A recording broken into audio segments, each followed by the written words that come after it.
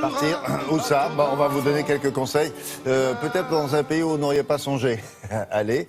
Les pays baltes, la Lettonie et l'Estonie. Tania Young s'y est rendue dans les deux capitales en question, des pays sur lesquels on ne sait franchement pas grand-chose. À part qu'ils sont situés là-bas, quelque part au nord de l'Europe. Alors, j'ai pas visité l'ensemble des pays, j'ai visité les capitales. Riga et Tallinn sont des capitales européennes. On peut y aller facilement. On est à 2h45 de vol de Riga, donc c'est pratique. On est complètement dépaysé puisqu'on est dans l'Europe du Nord, sur les bords de la mer Baltique. C'est une ambiance tout à fait différente de chez nous. On paye en euros, ça c'est facile. Donc, plein de bonnes raisons d'y aller. Et d'autres bonnes raisons. Ah, ils sont dans l'euro, il n'y a pas de doute. Il n'y a pas de doute, il n'y a aucun doute. Et il y a de belles choses à voir, notamment les vieilles villes dans les deux capitales. La vieille ville de Riga, alors en Lettonie, il n'y a pas beaucoup de monde. La population est assez faible par rapport à l'espace, donc on est au calme. Et alors en plus, en ce moment, c'est les nuits blanches. Vous savez, le jour tombe très tard. On est en latitude, on est beaucoup plus haut qu'ici.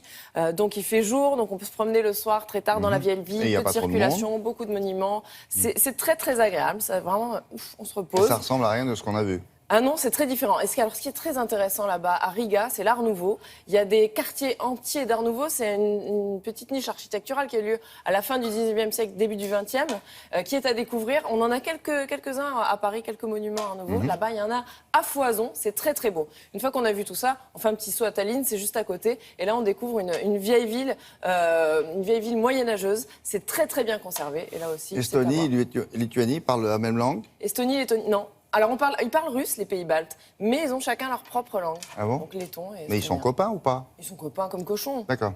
Allons-y. Riga, capitale de la Lettonie.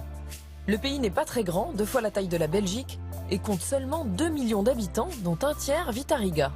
Son histoire est chaotique, marquée par de nombreuses invasions, allemandes, polonaises, suédoises et enfin russes. C'est seulement en 1991 que le pays obtient son indépendance et il rejoint l'UE en 2004. En Lettonie, c'est le mélange entre les cultures allemandes et la culture russe, qui fait un mélange extraordinaire.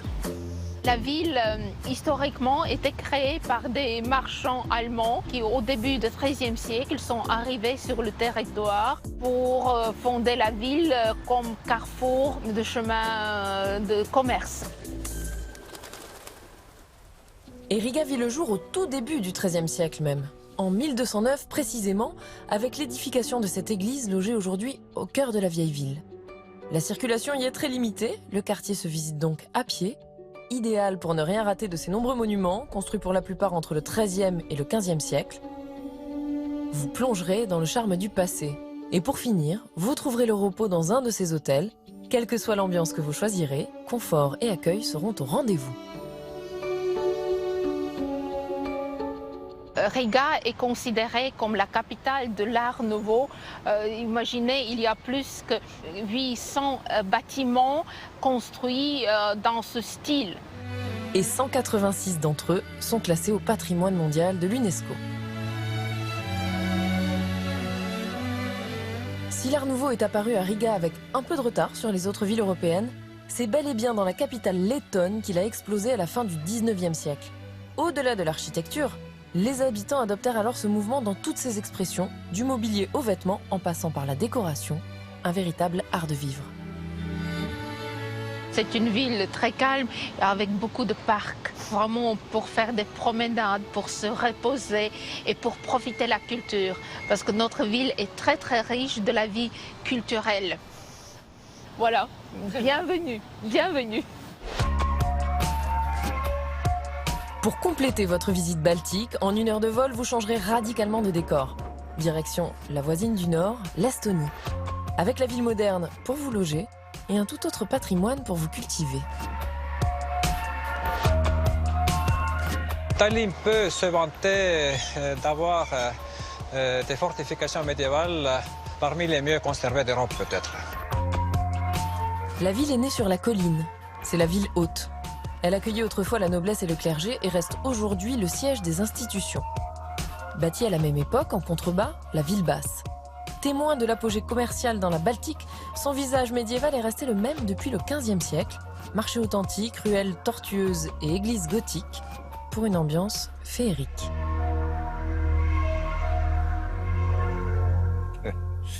Cher, pas cher? Pas très cher, non. Après, vous savez, c'est une destination qui n'est pas très lointaine et surtout, on peut y aller pour des petites escapades.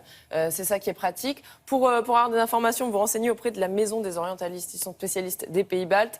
Maison des Orientalistes. Eh ben, oui, vous êtes sûr qu'ils s'occupent des pays baltes? J'en suis certaine. Et voilà, même de la Russie, si vous voulez savoir.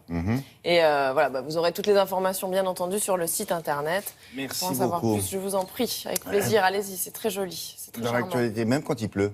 Même quand il pleut. Ouais.